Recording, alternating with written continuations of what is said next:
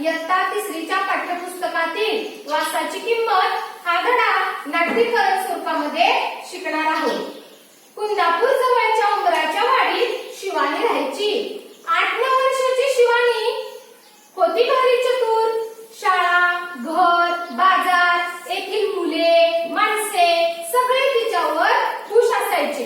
रविवारी कुंदापूरचा आठवडी बाजार भरायचा. शेतातील भाजी विकायला शिवानीचे आई बाबा जायचे. सुट्टीमुळे सोबत शिवानी जायची. शिवानी आई बाबांना हिशोबात मदत करायची आणि मधून मधून बाजारात चक्कर मारायची. भजी किंवा भेळ खाणे तिचा आवडता उद्योग. एका रविवारी अशीच फिरत फिरत शिवानी बाजारातल्या मिठाईच्या दुकानापाशी आली. मिठाई पाहत सहज उभी होती. हलवाई तिच्याकडे पाहत होता.